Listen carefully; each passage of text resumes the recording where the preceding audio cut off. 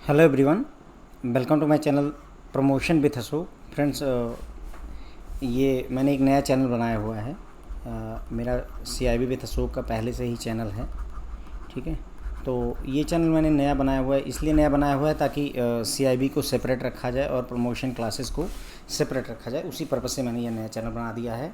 और इसमें देखिए, आपके बैंक प्रमोशन से जो भी रिलेटेड वीडियोज़ होंगी वो आती रहेंगी। तो अगर आप चाहें तो सब्सक्राइब भी कर सकते हैं, शेयर वगैरह करिए, लाइक वगैरह करिए, जो भी है वो हेल्प कर सकते हैं। जो आप अपनी तरफ से वो हमारे लिए करिएगा तो अच्छा रहेगा फ्रेंड्स। ओके, इसमें वीडियोज़ आएंगे।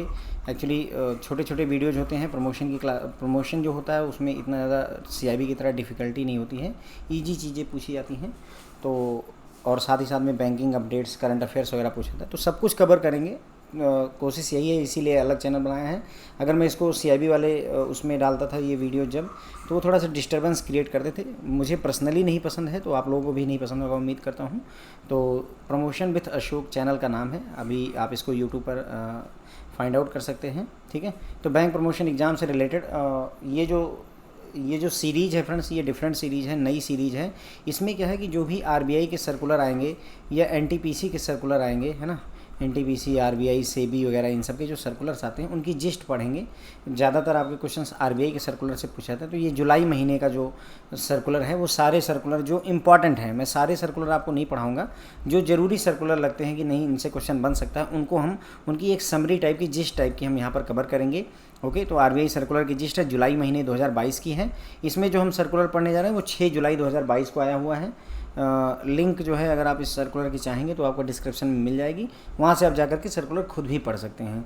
लिंक इसलिए होती है ताकि मान लीजिए आपके मन में कोई डाउट है ना, कहाँ से डेटा आ रहा है, क्या हो रहा है, उसके लिए लिंक प्रोवाइड कर देना ज़रूरी है फ्रेंड्स। ओके, तो इसमें ज़्यादा कठिन लेक्चर नहीं होंगे, बहुत सिंपल सा है। जैसे अब ये जो ये वीडियो है, इसमें क्या है, circular related to inclusion of Unity Small Finance Bank Limited in second schedule of Reserve Bank of India. बस इतनी सी बात आपको बतानी थी कि जो RBI एक्ट 1934 है। अब बैंक प्रमोशन एग्जाम में ये भी पूछा जाता है कि RBI एक्ट कब आया था, तो 1934 में आया था।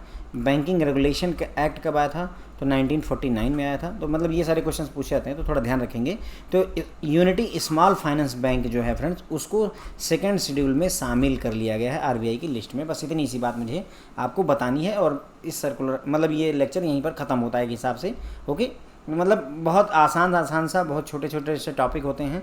जो भी लेटेस्ट अपडेट रहेंगे उसको मैं आपको यहाँ बताता रहूँगा। इट इज़ एडवाइज्ड है, तब उसकी लैंग्वेज थोड़ी सी पढ़ लेते हैं। Unity Small Finance Bank Limited has been included in second schedule to the Reserve Bank of India Act 1934 published in Gazette of India dated. अब ये सब डेट वगैरह हमें याद रखने की ज़रूरत नहीं है फ्रेंड्स। ओके, उसका हम एक और बात कर लेते हैं कि जो यूनिटी स्मॉल पेमेंट बैंक है फ्रेंड्स, उसको जो है उसके प्रमोटर कौन है, तो ये सेंट्रम फाइनेंशियल सर्विसेज, ओके, और दूसरा रेजिलिएंट इनोवेशन, जिसे भारत पे भी कहते हैं। ये दोनों कंपनियां हैं जो इसके, मतलब आप फाउंडर कह सकते हैं, इनके प्रमोटर कह सकते हैं, जो भी कहना हो। तो थोड़ा सा ये भी ध्यान रखिएगा। बस इतनी सी बात जो है इस लेक्चर में हमें समझनी थी।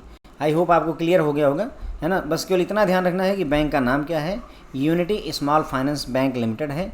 इसको सेकंड शेड्यूल में शामिल किया गया है।